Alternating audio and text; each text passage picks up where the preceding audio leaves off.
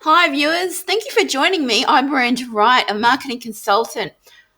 So, in the last video, if you did not catch it, I was talking about how your business should fit into one of three categories, or if not all of them, and that being health and wellness, relationships and sex, or making money and business. Okay. So, and even if your product or your service or your business does not fit into one of those categories, which you may believe, you can make it so. Okay, you can mold your product or your service or your business into one of those categories through your storytelling. And why do you have storytelling? Because you want to engage your customer or your followers with emotion. They need to engage with you. They need to feel what you feel so that they can know, like, and trust you. Okay, does that make sense? So we're going to be working on storytelling in this video.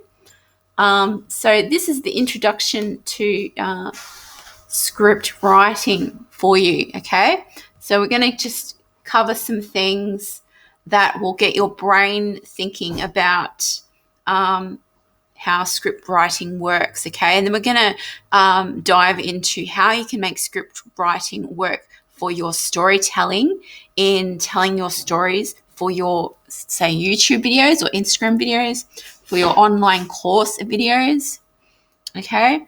That you can make money from, as well as educate your customers about what it is that you do, and they will get to know you, trust you, develop trust for you, and get to know, like, and trust you. So they're the three things that needs to happen. So they can only start feeling those feelings for you if they go on a ride with you while you tell your story. Okay, so that's what we're doing right now.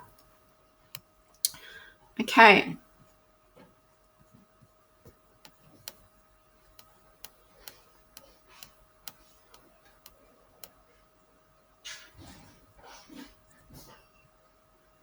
So there's I'm going to put a link to a Steve Jobs video, and you can think about the ways in which Steve Jobs from Billion Dollar Hippy draws on some of the heroic artist tropes. Okay. So if you're going to angle your story as the hero, you're the hero of the story. Like you either save yourself or you're being saved by someone else. Does that make sense? There has to be something that happens in your story, even if you're telling it about your life. There's got to be something. If you watch any film, you'll find out that there's an obstacle that the main character overcomes. Okay, and either one of two things happens. You save yourself, the character, or in your case, you will save yourself, or the hero, the character of the story, saves himself, or is saved by someone else. Okay, or the character or it's focused on the character saving other people. All right, but when it's focused on you, you either save yourself or you're saved by someone else. Does that make sense? So I want you to think about the ways in which Steve Jobs, the billion dollar hippie, draws on some heroic artist tropes, okay? How is he a heroic artist? Okay, the documentary starts with telling of and showing images of fans being affected by the death of Steve Jobs, which commands the viewer's attention and emotion straight away, drawing the audience in to care about the main character, person of the topic of biography, right away.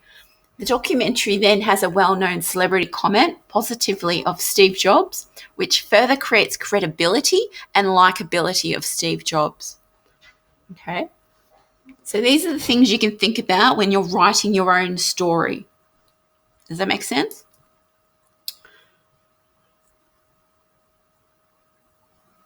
So a positive comment is made from a customer of Apple products. You don't want to be directly telling the customer how to think You want to take them on a ride with you.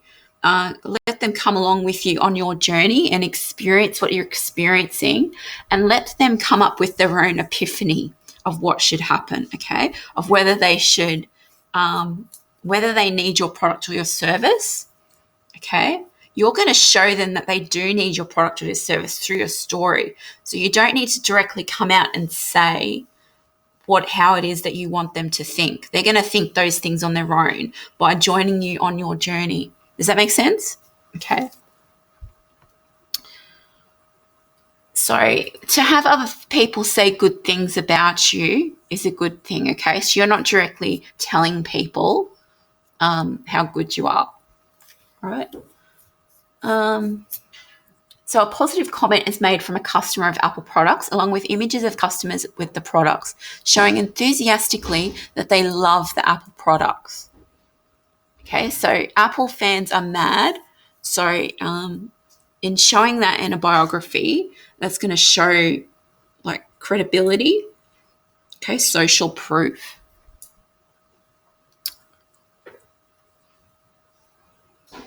Okay. Footage of the man of topics, Steve Jobs, is presented on stage, presenting Apple products and described as the man who personified the brand, according to the BBC, followed by further comments about how great Steve Jobs is and how he has changed the world. The above has built an instant favourable heroic image of Steve Jobs right from the start of the documentary, and it is only 54 seconds into the documentary. Okay, so already people are thinking favourably about Steve Jobs. The film shows Steve Jobs as a visionary, a creative person who stood for something more than and something different than traditional business values. He saw that what wasn't there, he made what he saw reality by motivating others to see what he can see and help him create it. Steve Jobs intended to change the world, and that's exactly what he did. Jobs said that it's in Apple's DNA that technology alone is not enough. That it's technology married with liberal arts, married with the humanities, that yields us the result that makes our hearts sing. Money was not a motivating factor in Jobs' mind. It appears that creation and innovation and changing the world was a motivating factor in Jobs' mind.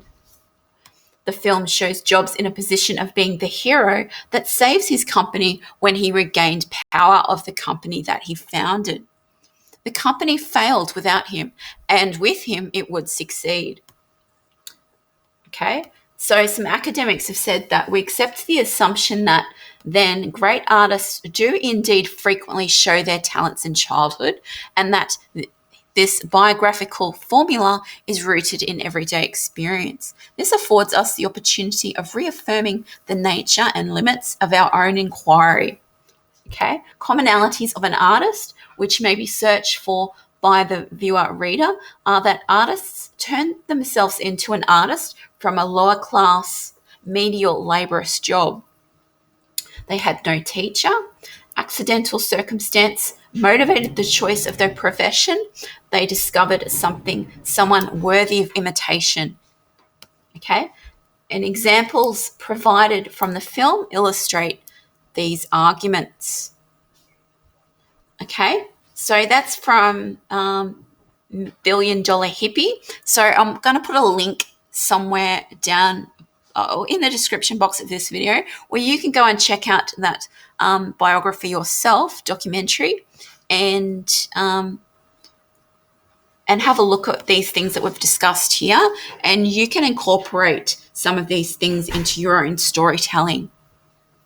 Does that make sense? So in the next video, I'm going to dive into the practicalities. This was an introduction to get your brain ticking about script writing and storytelling. Okay, so the next video, we're going to be practically putting together your story. Does that make sense? In a practical way. This is a theory-based video. The next one is practical. All right. So thank you for joining me. I'm Miranda Wright. It's been lovely being with you right here, right now. And I shall see you in the next video to start taking some action towards writing your story. for your business, product, or your service so you can get customers to know, like, and trust you. Bye for now. I'm Miranda Wright. See you in the next video.